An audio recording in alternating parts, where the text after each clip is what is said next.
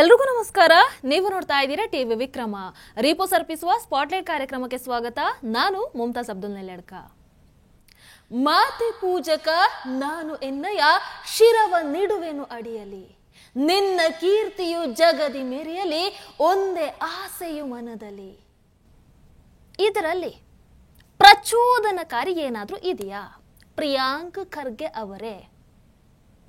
ವೀಕ್ಷಕರ, ನಾನು ನಿಮ್ಮ ಬಳಿ ಒಂದು ಪ್ರಶ್ನೆಯನ್ನ ಕೇಳಬೇಕು. ಕರ್ನಾಟಕದಲ್ಲಿ ಕಾಂಗ್ರೆಸ್ ಅಧಿಕಾರಕ್ಕೆ ಬಂದ ನಂತರ ವಾರೆ ವಾಹ್ ಏನ್ ಅದ್ಭುತ ಅನ್ನುವಂತಹ ಯಾವ ಯೋಜನೆಗಳನ್ನ, ಯಾವ ಅಭಿವೃದ್ಧಿಯನ್ನ ಕಾಂಗ್ರೆಸ್ ಕೈಗೊಂಡಿದೆ? ಎದ್ದು ನಿಂತು ಚಪ್ಪಾಳೆ ತಟ್ಟೋ ಹಾಗೆ ಏನು ಒಳ್ಳೆ ಕೆಲಸವನ್ನ ಮಾಡಿದ್ದಾರೆ? ದಯವಿಟ್ಟು ನನಗೆ ತಿಳಿಸಬೇಕು. ಅಧಿಕಾರಕ್ಕೆ ಬಂದಾಗಿಂದ ನಾನು ಕೇಳ್ತಾ ಇರುವಂತದ್ದು ಇಷ್ಟೇ: ಕ್ರಾಂತಿ ಕ್ರಾಂತಿ, ಅಕ್ಟೋಬರ್ ಕ್ರಾಂತಿ, ನವೆಂಬರ್ ಕ್ರಾಂತಿ, ಡಿಸೆಂಬರ್ ಕ್ರಾಂತಿ.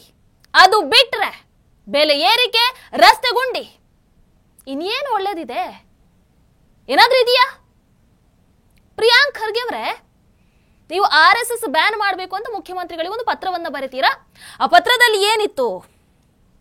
ರಾಷ್ಟ್ರೀಯ ಸ್ವಯಂ ಸೇವಕ ಸಂಘ ಅನ್ನುವಂತ ಹೆಸರಿನ ಸಂಘಟನೆ ಸರ್ಕಾರಿ ಮತ್ತು ಅನುದಾನಿತ ಶಾಲೆಗಳು ಮತ್ತು ಸಾರ್ವಜನಿಕ ಸರ್ಕಾರಿ ಮೈದಾನಗಳನ್ನ ಬಳಸಿಕೊಂಡು ಶಾಖೆಯನ್ನ ನಡೆಸ್ತಾ, ಘೋಷಣೆಗಳನ್ನ ಕೂಗ್ತಾ, ಮಕ್ಕಳು ಮತ್ತು ಯುವ ಸಮುದಾಯದ ಮನಸ್ಸಿನಲ್ಲಿ ಭಾರತದ ಏಕತೆಯ ವಿರುದ್ಧವಾಗಿ ಮತ್ತು ಸಂವಿಧಾನದ ಆಶಯಗಳ ವಿರುದ್ಧವಾಗಿ ನಕಾರಾತ್ಮಕ ಆಲೋಚನೆಗಳನ್ನ ತುಂಬಲಾಗ್ತಾ ಇದೆ. ಇದು ನೀವು ಪತ್ರದಲ್ಲಿ ಬರೆದಿರುವಂಥದ್ದು. ನಿಮಗೆ ತಾಕತ್ತಿದ್ರೆ ಜಾಸ್ತಿ ಬೇಡ, RSS ಯುವ ಶಕ್ತಿಯ ಮನಸ್ಸಲ್ಲಿ ಭಾರತದ ಏಕತೆಯ ವಿರುದ್ಧ ಭಾವನೆಯನ್ನ ಬಿತ್ತಿರುವಂತಹ ಒಂದೇ ಒಂದು ಉದಾಹರಣೆಯನ್ನು ತೋರಿಸಿ. Just one example. Priyank Kharge ಅವರೇ, ಸಾಧ್ಯ ಇದೆಯಾ ನಿಮಗೆ? ನಿಮ್ಮ ಕಾಂಗ್ರೆಸ್ ಜಾತಿ ಜಾತಿ ಹೆಸರಲ್ಲಿ ಜನರ ಮನಸ್ಸಲ್ಲಿ ಅದೆಷ್ಟು ವಿಷ ಬೀಜವನ್ನ ಬಿತ್ತಿದೆ. ಜಾತಿ ಗಣತಿ ಹೇಳಿ ರಾಜ್ಯದ ಜನರನ್ನ ಜಾತಿಯಲ್ಲೇ ಒಡೆದು ಅದೆಂತೆಂತಹ ವಿಷ ಬೀಜವನ್ನ ಬಿತ್ತಿದ್ದೀರಾ? ಇದು ನಿಮಗೆ ಕಾಣಿಸ್ಲೇ ಇಲ್ವಾ? ವಿಧಾನಸೌಧದಲ್ಲಿ ನಿಂತು ಪಾಕ್ ಪರ ಘೋಷಣೆ ಕೂಗಿದ್ರೆ ಅದು ನಿಮಗೆ ದೇಶದ ಏಕತೆಯ ಪರ. ಪಾಕ್ ಧ್ವಜ ಅಂಟಿಸಿದ್ರೆ, ಪಾಕ್ ಧ್ವಜ ಪ್ರದರ್ಶನ ಮಾಡಿದ್ರೆ ಅದು ನಿಮಗೆ ದೇಶದ ಏಕತೆಯ ಪರ. PFI ಭಯೋತ್ಪಾದಕ ಸಂಘಟನೆ ಇತ್ತಲ್ವಾ, ಅದರ ಬಗ್ಗೆ ಒಂದು ದಿನನಾದ್ರೂ ಈ ರೀತಿ ಪತ್ರವನ್ನ ಬರೆದಿದ್ರೆ ನಾನು ನಿಮ್ಮನ್ನ ಮೆಚ್ಚುತ್ತಿದ್ದೆ. ಬರೆಯಲ್ಲ ನೀವು. ಯಾಕಂದ್ರೆ ನಿಮ್ಮ ಪಾಲಿಗದು ದೇಶದ ಏಕತೆಯ ಪರ. ಏಕತೆಯ ಪರ ಇರುವಂತಹ ಸಂಘಟನೆಗಳವೆಲ್ಲ. PFI ಕೂಸು, SDPI ಇದೆಯಲ್ವಾ, ಅದ್ರ ಬಗ್ಗೆ ಮಾತಾಡ್ತೀರಾ ನೀವು? ಇಲ್ಲ, ಅದು ಕೂಡ ನಿಮಗೆ ದೇಶದ ಏಕತೆಯ ಪರ. ಆದರೆ ದೇಶ ದೇಶ ದೇಶ ಸೇವೆ, ದೇಶವೇ ಮೊದಲು, ಭಾರತ ಮಾತೆ, ನಾನು ಇರಲಿ ಇಲ್ಲದಿರಲಿ ನನ್ನ ಭಾರತ ಬೆಳಗುತ್ತಿರಲಿ ಅನ್ನುವಂತಹ RSS ನಿಮಗೆ ದೇಶದ ಏಕತೆಯ ವಿರುದ್ಧ ಆಗಿ ಹೋಯ್ತು ಅಲ್ವಾ? Super offer, bumper offer. Repose mattress ಅನ್ನು ಖರೀದಿಸಿ ಸ್ಮಾರ್ಟ್ ಟಿವಿಯನ್ನು ಉಚಿತವಾಗಿ ಪಡೆಯಿರಿ. ರೀಪೋಸ್ ಮ್ಯಾಟ್ರೆಸ್. ಎಡರು ತೊಡರುಗಳೆಲ್ಲ ತುಳಿಯುತ್ತಾ ಮುಂದೆ ನುಗ್ಗುವೆ ಭರದಲ್ಲಿ, ನಿನ್ನ ನಾಮ ನಿನಾದವಾಗಲಿ ಶ್ರಮಿಪೆ ನಾ ಪ್ರತಿ ಕ್ಷಣದಲ್ಲಿ. ನಿನ್ನ ಗೌರವಕ್ಕೆದುರು ಬರುವ ಬಲವ ಮುರಿವೆನು ಛಲದಲ್ಲಿ. ಜಗದ ಜನನಿ ಭಾರತ ಇದ ಕೇಳಿ ನಲಿಯುವೆ ಮನದಲ್ಲಿ. ಇದರಲ್ಲಿ ದೇಶ ವಿರೋಧಿ ಭಾವನೆ ಇದೆಯಾ, ಅಥವಾ ದೇಶದ ವಿಚಾರವಾಗಿ ಪೂಜ್ಯ ಭಾವನೆ ಇದೆಯಾ? ಪ್ರಿಯಾಂಕ್ ಖರ್ಗೆ ಅವರೇ, ಹೇಳಿ. ಹಾಗಾದ್ರೆ ನೀವು ಯಾವ ದೇಶದ ಬಗ್ಗೆ ಮಾತಾಡ್ತಾ ಇದ್ದೀರಾ? ನಿಮ್ಮ ಮನಸ್ಸಲ್ಲಿರುವಂತಹ ದೇಶ ಯಾವ್ದು ಹಾಗಾದ್ರೆ? ಯಾಕಂದ್ರೆ RSS ಅಂದ್ರೆ ದೇಶ ಸೇವೆ, ದೇಶದ ವಿರುದ್ಧ RSS ಯಾವತ್ತೂ ಕೂಡ ಹೋಗಿಲ್ಲ. ಅಂತ ಒಂದು ಉದಾಹರಣೆ ಇದ್ರೆ ದಯವಿಟ್ಟು ನನಗೆ ಕೊಡಿ. ಇಲ್ಲ ಅಂತ ಅಂದ್ರೆ ನೀವು ಪತ್ರದಲ್ಲಿ ಬರೆದಿದ್ದೀರಲ್ವಾ, ನನಗೆ ಗೊತ್ತಾಗಬೇಕು ನೀವು ಯಾವ ದೇಶದ ಬಗ್ಗೆ ಮಾತಾಡ್ತಾ ಇದ್ದೀರಾ ಅಂತ. ದಯವಿಟ್ಟು ತಿಳಿಸ್ಕೊಡಿ. ಇನ್ನು ಆ ಪತ್ರದಲ್ಲಿ ಬರೆದಿದ್ದೀರಾ ಏನು? ಪೊಲೀಸ್ ಅನುಮತಿ ಪಡೆಯದೆ ದೊಣ್ಣೆಗಳನ್ನ ಹಿಡಿದು ಆಕ್ರಮಣಕಾರಿ ಪ್ರದರ್ಶನವನ್ನ ನಡೆಸುವ ಮೂಲಕ ಮುಗ್ಧ ಮಕ್ಕಳು ಹಾಗೂ ಯುವ ಜನರ ಮನಸ್ಸಿನ ಮೇಲೆ ದುಷ್ಪರಿಣಾಮವನ್ನ ಬೀರಲಾಗ್ತಾ ಇದೆ. ಓಹೋ, ನಾನು ನಿಮ್ಮ ಹತ್ರ ಕೇಳೋದು ಒಂದೇ, ಅಂತಹ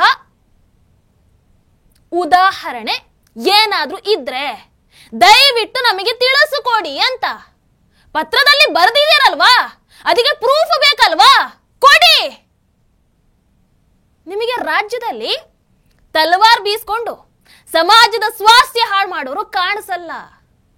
ತಮ್ಮ ಪಾಡಿಗೆ ದೇಶ ಸೇವೆಯನ್ನು ಮಾಡ್ತಾ ಇರುವಂತಹ ಆರ್ ಎಸ್ ಎಸ್ ಕಾರ್ಯಕರ್ತರು, ಅವರ ದಂಡ, ಇವೆಲ್ಲವೂ ನಿಮಗೆ ಕಾಣಿಸುತ್ತೆ ಅಲ್ವಾ? ನಮ್ಮ ರಾಜ್ಯದಲ್ಲಿ ಯುವ ಜನರ ಮೇಲೆ ದುಷ್ಪರಿಣಾಮವನ್ನ ಬೀರ್ತಾ ಇರೋದು RSS ಅಲ್ಲ, ನೀವುಗಳು.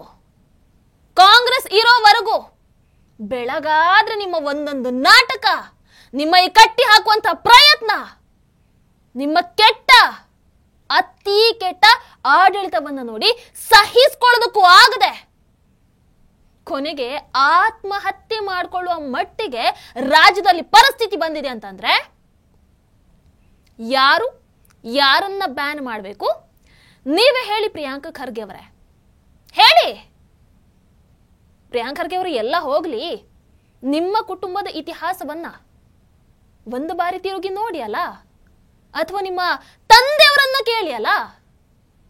ಅವತ್ತು ರಜಾಕಾರರ ದಾಳಿಯಿಂದ ನಿಮ್ಮ ಕುಟುಂಬಕ್ಕೆ ಆದಂತಹ ನಷ್ಟ ಏನು ಅನ್ನುವಂಥದ್ದು ಗೊತ್ತಾ ನಿಮಗೆ? ಅವತ್ತು ನಿಮ್ಮ ತಂದೆ ಅವರುಗಳಿಂದ ಹೇಗೆ ಬದುಕುಳಿದ್ರ ಅನ್ನುವಂಥದ್ದನ್ನ ಕೇಳಿದ್ದೀರಾ? ಆ ರಜಾಕಾರರನ್ನ, ಅವರ ಸಂಸ್ಕೃತಿಯನ್ನ ಒಂದು ಬಾರಿ ಆದ್ರೂ ಪ್ರಶ್ನೆ ಮಾಡಿದೀರಾ? ಅವರುಗಳ ಬಗ್ಗೆ ಒಂದು ಬಾರಿ ಆದ್ರೂ ಟೀಕೆ ಮಾಡಿದೀರಾ? ಅವರ ವಿರುದ್ಧ ಕ್ರಮವನ್ನ ಕೈಗೊಳ್ಳಿ ಅಂತ ಹೇಳಿದ್ರ, ಅಥವಾ ಬ್ಯಾನ್ ಮಾಡಿ ಅಂತ ಪತ್ರವನ್ನ ಬರೆದ್ರ? ಇಲ್ಲ ಅಲ್ವಾ? ನಿಮ್ಮ ವೈಯಕ್ತಿಕ ಲಾಭಕ್ಕೆ ನೀವುಗಳು ಏನು ಬೇಕಾದ್ರೂ ಮಾಡ್ತೀರಾ ಹಾಗಾದ್ರೆ ಅಲ್ವಾ? ಅಲ್ಲಿ ಪ್ರವಾಹಕ್ಕೆ ರೈತರು ತತ್ತರಿಸಿ ಹೋಗಿ ಬೆಳೆ ಪರಿಹಾರ ಕೂಡ ಇಲ್ಲದೆ ಆತ್ಮಹತ್ಯೆಯನ್ನು ಮಾಡ್ಕೊಳ್ತಾ ಇದ್ದಾರೆ. ಇದಕ್ಕೆ ಸಿದ್ದರಾಮಯ್ಯನವರಿಗೆ ಯಾವಾಗ ಪತ್ರವನ್ನ ಬರೀತೀರಾ ಪ್ರಿಯಾಂಕ ಖರ್ಗೆ ಅವರೇ? SSLC PUC ಫಲಿತಾಂಶದಲ್ಲಿ ಕಲಬುರಗಿ ನನ್ನದೇ ಕ್ಷೇತ್ರ ಕೊನೆಯ ಸ್ಥಾನದಲ್ಲಿದೆ, ಹಾಗಾಗಿ ನನ್ನ ಈ ಯೋಗ್ಯತೆಗೆ ಏನ್ ಹೇಳ್ತೀರಾ ಅಂತ ಯಾವಾಗ ಪತ್ರವನ್ನ ಬರೀತೀರಾ ಪ್ರಿಯಾಂಕ ಖರ್ಗೆ ಅವರೇ? ಅಭಿವೃದ್ಧಿಗೆ ಹಣ ಇಲ್ಲ, ರಸ್ತೆ ಎಲ್ಲಿ ನೋಡಿದ್ರು ಕೇವಲ ಗುಂಡಿ. ಈ ವಿಚಾರವಾಗಿ ಸಿದ್ದರಾಮಯ್ಯನವರಿಗೆ ಯಾವಾಗ ಪತ್ರವನ್ನ ಬರೀತೀರಾ ಪ್ರಿಯಾಂಕ ಖರ್ಗೆ ಅವರೇ? ಮರಳು ಮಾಫಿಯಾ, ಗರ್ಭಿಣಿಯರ ಬಾಣಂತಿಯರ ಸಾವು, ಈ ವಿಚಾರವಾಗಿ ಸಿದ್ದರಾಮಯ್ಯನವರಿಗೆ ಯಾವಾಗ ಪತ್ರವನ್ನ ಬರೀತೀರಾ ಪ್ರಿಯಾಂಕ ಖರ್ಗೆ ಅವರೇ? ರಾಜ್ಯದಲ್ಲಿ ನಡೀತಾ ಇರುವಂತಹ ಮಾದಕ ವಸ್ತುಗಳ ಮಾಫಿಯಾ, ಇದರ ಬಗ್ಗೆ ಸಿದ್ದರಾಮಯ್ಯನವರಿಗೆ ಯಾವಾಗ ಪತ್ರವನ್ನ ಬರೀತೀರಾ ಪ್ರಿಯಾಂಕ ಖರ್ಗೆ ಅವರೇ? ಯಾವಾಗ ಬರೀತೀರಾ? RSSನ ಮುಂದಿನ ಪೀಳಿಗೆ ಆಲ್ರೆಡಿ ರೆಡಿ ಆಗಿದೆ, ನೋಡಿಬೇಕಾದ್ರೆ.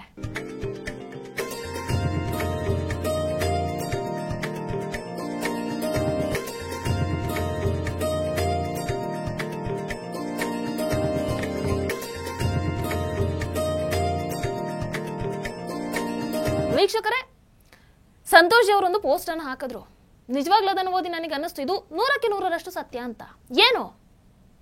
ರಾಜ್ಯದಲ್ಲಿನ ದುರಾಡಳಿತವನ್ನ ಮರೆಮಾಚೋದಕ್ಕೆ ಕಾಂಗ್ರೆಸ್ಸಿನ ಹಲವಾರು ನಾಟಕಗಳು, ಜಾತಿ ಸರ್ವೆ, ಗ್ರೇಟರ್ ಬೆಂಗಳೂರು, ಮಂತ್ರಿಮಂಡಲ ವಿಸ್ತಾರ, ಮುಖ್ಯಮಂತ್ರಿ ಬದಲಾವಣೆ, ಈಗ RSS ನಿಷೇಧ. ಕರೆಕ್ಟ್ ಅಲ್ವಾ? ಈ ಕೈಲಾಗದವರು ಮೈ ಪರಚಿಕೊಂಡ ಹಾಗೆ ಇವರುಗಳು ತಮ್ಮ ತಮ್ಮ ಮಂತ್ರಿಗಿರಿಯನ್ನ ಉಳಿಸ್ಕೊಳ್ಳೋದಕ್ಕೆ RSS ಬ್ಯಾನ್ ಅನ್ನುವಂತ ಹೊಸ ರಾಗವನ್ನು ಶುರು ಮಾಡ್ಕೊಂಡಿದ್ದಾರೆ.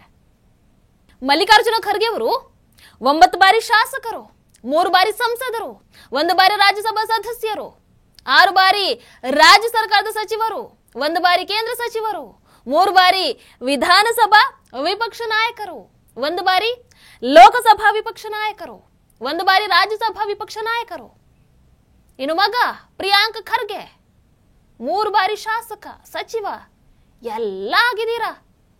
ಕೋಟಿ ಕೋಟಿ ನಿಮಗೆ ಆಸ್ತಿ ಮಾಡಿದ್ದು ಬಿಟ್ಟರೆ ನಿಮ್ಮ ಕ್ಷೇತ್ರ ಕಲಬುರಗಿಗೆ ನಿಮ್ಮ ಕೊಡುಗೆ ಏನು? ಏನು ದಯವಿಟ್ಟು ತಿಳಿಸಿ. RSS ಬ್ಯಾನ್ ಮಾಡುವಂತ ಮಾತುಗಳನ್ನು ಆಡ್ತೀರಲ್ವಾ? RSS ಒಂದಲ್ಲ 10 ಅಲ್ಲ 100 ಅಲ್ಲ 1000 ಕೆಲಸಗಳನ್ನ ನಿಮ್ಮ ಕಣ್ಣೆದುರಿಡಬಲ್ಲೆ. ಆದರೆ ಪ್ರಿಯಾಂಕ್ ಖರ್ಗೆ ಅವರೇ, ನಿಮ್ಮ ಕ್ಷೇತ್ರಕ್ಕೆ ಎಲ್ಲ ಹೋಗ್ಲಿ, ನಿಮ್ಮ ಕ್ಷೇತ್ರಕ್ಕೆ ನಿಮ್ಮ ಕೊಡುಗೆ ಏನ್ ಹೇಳಿ? ಏನಿದೆ ನಿಮ್ಮ ಕೊಡುಗೆ? ಕಲಬುರಗಿ ಕಡೆಗೆ ಒಂದು ಬಾರಿ ತಿರುಗಿ ನೋಡಿದೀರಾ ನೀವು? ಅಲ್ಲಿನ ಜನ ಹೆಂಗೆ ಉಗಿತಾ ಇದ್ದಾರೆ ಅನ್ನುವಂಥದ್ದನ್ನು ಕೇಳಿದೀರಾ ನೀವು? ಕೇಳಿ, ಗೊತ್ತಾಗುತ್ತೆ. ಬ್ಯಾನ್ ಮಾಡ್ಬೇಕಾಗಿರೋದು ಯಾರನ್ನ ಅಂತ ಹೇಳಿ ಆಮೇಲೆ ಪ್ರಿಯಾಂಕ್ ಖರ್ಗೆ ಅವರೇ. ನಮ್ ಗುಲ್ಬರ್ಗ ಊರ್ದಾಗ ಶಾಲೆ ಇಲ್ಲ, ಅದ್ರ ಸಗೆ ದಸರಾ ಹಬ್ಬಕ್ಕ ಮೈಸೂರು ಬರ್ಬೇಕು, ಮತ್ತೆ ಗಣಪತಿ ಹಬ್ಬಕ್ಕ ಹೈದರಾಬಾದ್ ಹೋಗೋದು, ದಿವಾಳಿ ಹಬ್ಬಕ್ಕ ಬಾಂಬೆ ಹೋಗೋದು, ಎಲ್ಲ ಊರ್ ದೇಶ ತಿರ್ಗಾಡೋರು. ಅಷ್ಟೇ ನಮ್ದು ಬದುಕು.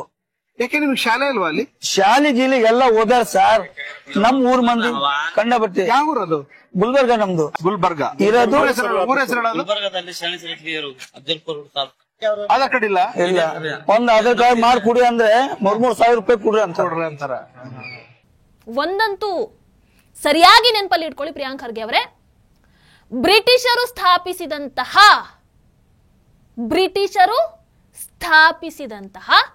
ಈ ಕಾಂಗ್ರೆಸ್ಸಿನ ಅವಶ್ಯಕತೆ ನಮ್ಮ ದೇಶಕ್ಕೆ ಖಂಡಿತವಾಗ್ಲೂ ಇಲ್ಲ, ನಮಗೆ ಯಾರಿಗೂ ಬೇಕಾಗಿಲ್ಲ.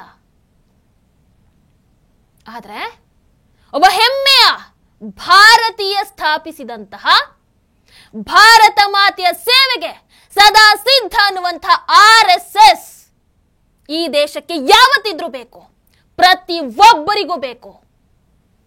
ಆದ್ರೆ ನೆನಪಲ್ಲಿ ಇಟ್ಕೊಳ್ಳಿ, ನಿಮಗಳ ಅವಶ್ಯಕತೆ ಇಲ್ಲಿ ಖಂಡಿತವಾಗ್ಲೂ ಯಾರಿಗೂ ಇಲ್ಲ.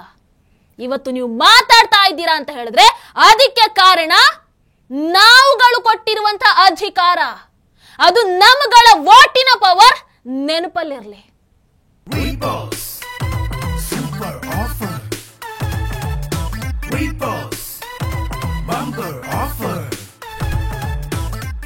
ರೀಪೋಸ್ ಮ್ಯಾಟ್ರೆಸ್ ಅನ್ನು ಖರೀದಿಸಿ ಸ್ಮಾರ್ಟ್ ಟಿವಿಯನ್ನು ಉಚಿತವಾಗಿ ಪಡೆಯಿರಿ. ರೀಪೋಸ್ ಮ್ಯಾಟ್ರೆಸ್. ಟಿವಿ ವಿಕ್ರಮ, ದೇಶ ನಿಮ್ಮ ಕೈಯಲ್ಲಿ.